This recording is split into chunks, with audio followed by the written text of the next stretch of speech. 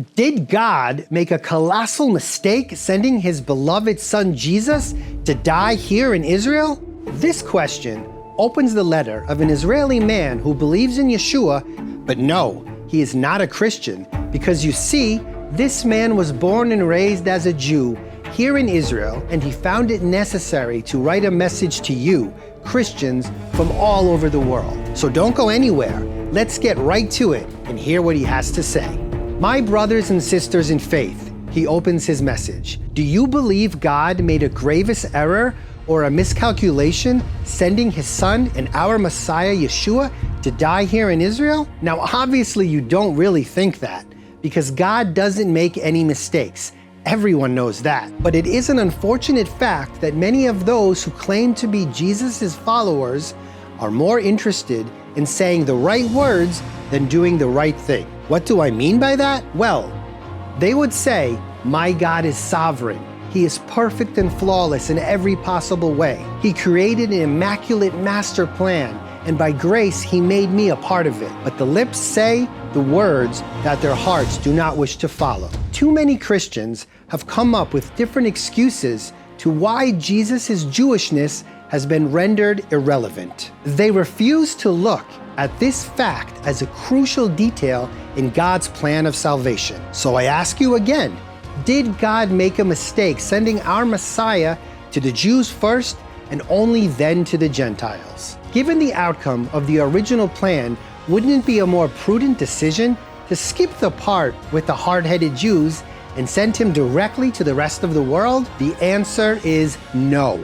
God has chosen the Jews to play a prominent role in his plan, and ignoring this fact while claiming to be a follower of Jesus is an insult to Judaism, an insult to Christianity, and above all, it is an insult to God, our Lord and his Son, our Savior. And for those who do follow the God of Abraham, Isaac, and Jacob, for those who believe in God as a whole, from the first book of Genesis, from the very beginning of our creation, to the concluding Amen in Revelation.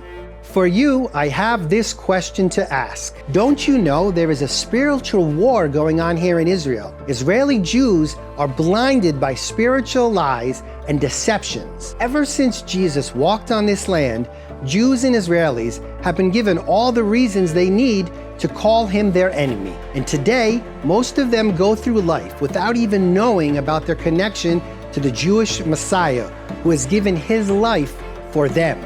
How can you sit on the fence while the Jews are being misled? Haven't you realized by now that you too have an integral part in God's plan?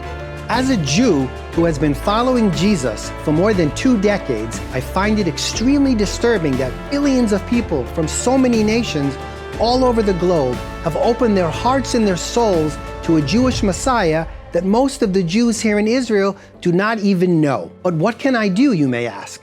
The Jews have rejected Jesus and completely disowned him. How can Christians change that? While this argument makes perfect sense, it should not serve as an excuse not to act. Israeli Jews should get to know you Christians better and to better understand the link between Judaism and Christianity, not as 2 different religions, but as 2 very similar faiths. Ask yourself if you are truly ready to act, to connect with the Jewish people on a spiritual level. And if the answer is yes, let God know that, and he will open a door for you, because I believe it is his desire as well that Christians and Jews will stand united by faith one day.